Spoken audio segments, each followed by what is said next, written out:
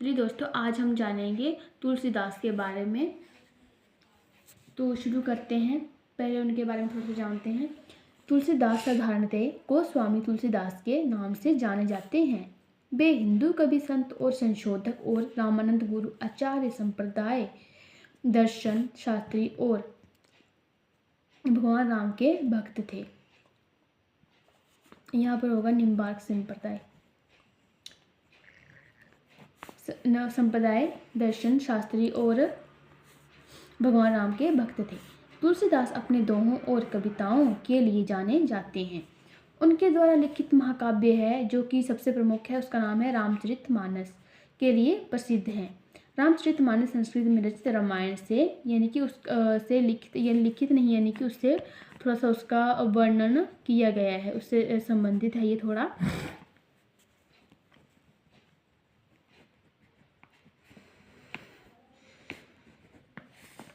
यानी कि रामचरितमानस का जो मतलब वर्णन किया गया है वो थोड़ा रामायण से संबंधित है। तो ये कुछ सामान्य परिचय था। अब इनके जन्म के बारे में जानते हैं। तो इनका जन्म संवत 1554 में हुआ था। उनके पिता का नाम आत्माराम दुबे था। उनका जन्म राजापुर या एटा जिले के सोरो नामक स्थान पर हुआ था। तुलसीदास के पिता का नाम आत्माराम दुबे था। उनकी माता का नाम हुलसी था। तुलसीदास का जन्म अभुक्त मूल नक्षत्र में होने के कारण उन्हें उनके माता पिता ने त्याग दिया। तुलसीदास को मुनिया नाम की दासी ने पाला था। उनके जन्म के समय इनके मुंह में पूरे दांत थे, जिस कारण उन्हें अशुभ माना गया था। कुछ समय के बाद मुनिया नाम की दासी जो थी उसकी भी मृत्यु हो गई, जिस कारण तुलसीदास जो थे वो भीख मांगकर अपना जीवन जीने को विवश थे। यानी कि उनका जन्म जो है 1554 में हुआ था और उनके पिता का नाम आत्माराम दुबे और माता का नाम हुलसी था। लेकिन जब इनका जन्म हुआ था तो उस नक्षत्र को शुभ न मानने के कारण उन्हें उनके माता पिता ने जो है त्याग दिया, जिससे उन्हें एक मुनि नाम की दासी ने पाला था। लेकिन अशुभ इसलिए माना गया था इन्हें पैदा होते, क्योंकि जन्म के समय ही उनके मुंह में पूरे दांत थे और माना गया कि ये इनके मुंह में पूरे दांत होने के कारण ये अशुभ माने गए, जिससे उन्हें त्याग दिए गए और उन्हें मुनि नाम की दासी ने पाला था। लेकिन उसकी भी मृत्यु होने के कारण वह भीख मांगकर अपना जीवन जीने को विवश थे। तो आगे जानते हैं इनकी जाति और वंश के बारे में। जाति और वंश के संबंध में तुलसी ने कुछ स्पष्ट नहीं लिखा है। कवितावली और विनय पत्रिका में कुछ पंक्तियाँ मिलती हैं जिनके आधार पर हमें यह पता चलता है कि ये ब्राह्मण जाति के थे। राजापुर से प्राप्त तथ्य से यह पता चलता है कि यह सरयूपरी ब्राह्मण थे। यानी कि ये क्या थे? सरयूपरी ब्राह्मण थे। आत्मलेख एवं बंधुओं के अनुसार वे कान्य कुब्ज ब्राह्मण थे। मतलब आत्मलेख व बंधुओं के अनुसार माना जाता है कि ये कान्य कुब्ज ब्राह्मण थे। कान्य कुब्ज यानी कि कानों में कुंडल वगैरह थे। स्वरों से प्राप्त थे उन्हें सन्ना ब्राह्मण निर्धारित करते हैं। ब्राह्मण वंश में पैदा होने के कारण कवि ने अपने विषय में जायकुल मंगन लिखा है। यानी कि उन्होंने अपने बारे में लिखा है जायकुल मंगन, कि ये मांगने वाले कुल में उनका जन्म हुआ है। तुलसीदास का जन्म अर्थहीन ब्राह्मण कुल में हुआ था, जिसके पास जीविका का कोई ठोस साधन नहीं था। माता पिता की स्नेह हील छाया सिर पर से उठ जाने से उन्हें भीख मांगने पर विवश होना पड़ा था। यानी कि जब उनके माता पिता उन्हें त्याग देते हैं और मुनिया नाम की एक दासी उन्हें पालती है, तो वो भी जब उसकी मृत्यु हो जाती तो वो भीख मांगकर जीवन व्यतीत कर रहे थे। इसलिए उनका जीवन जो है वो कष्टमय रहा है। अब जानते हैं इनके गुरु के बारे में। तुलसीदास के गुरु के रूप में कई व्यक्तियों के नाम लिए जाते हैं। भविष्य पुराण के अनुसार राघवानंद को नाम लिया जाता है। बिल्सन के अनुसार जगतनाथ का नाम लिया जाता है और सोरों के अनुसार नरहरि चौधरी का नाम लिया जाता है और उनको गुरु माना गया है।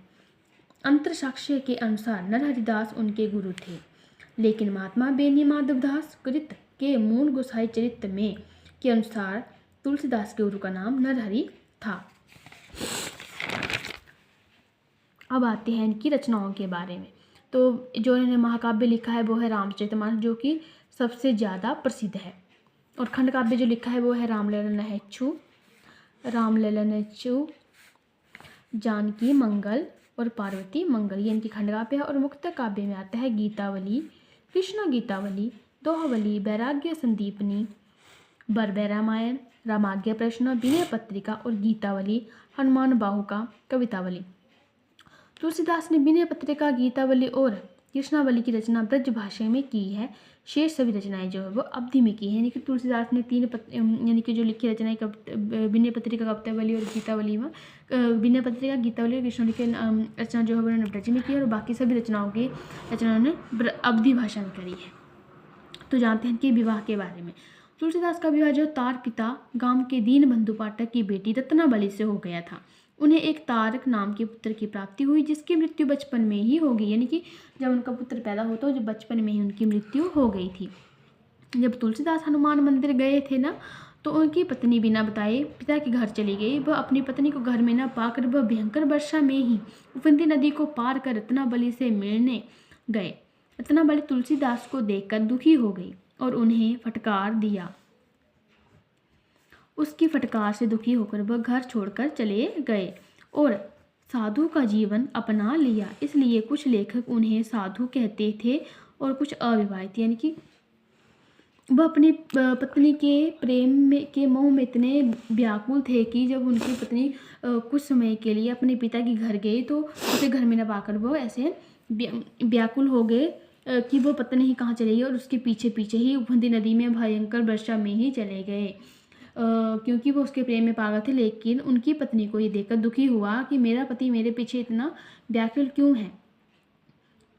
व्याकुल रहते तो मतलब वो अपनी मंजिल को मतलब यानी कि उन्होंने कुछ सोचा होता तो मतलब वो किसी भी लक्ष्य को प्राप्त करने के लिए समर्थ ना होते थे। उनकी पत्नी ने उन्हें फटकार लगाई, लेकिन वह उनकी पत्नी की फटकार को गलत समझकर दुखी होकर वहाँ से घर छोड़कर चले गए। उन्होंने अपना घर गृहस्थी जो थी वो त्याग दी थी। अब उनकी मृत्यु के बारे में जानते हैं। तुलसीदास की मृत्यु 1623 में हो गई थी। उनकी मृत्यु गंगा नदी के किनारे 80 घाट पर हो गई थी। उनके अंतिम दिन कष्टमय थे, जिनका प्रमाण जो है हमें विनय पत्रिका और हनुमान बाहुका में मिलता है। यानी कि तुलसीदास की मृत्यु 1623 में हुई थी और गंगा नदी के 80 घाट में पर हुई थी। और इसका वर्णन जो है वो हमें विनय पत्रिका और हनुमान बाहुका में मिलता है, जो कि इनकी रचनाएँ हैं। और इन रचनाओं की जो रचना हनुमान विनय पत्रिका की जो है ब्रज भाषा में रचना की गई है और हनुमान बाहुका की अवधी भाषा में। तो ये थे मेरा आज का टॉपिक। अच्छा लगे तो लाइक शेयर कमेंट और सब्सक्राइब करें मेरे चैनल को। Thank you.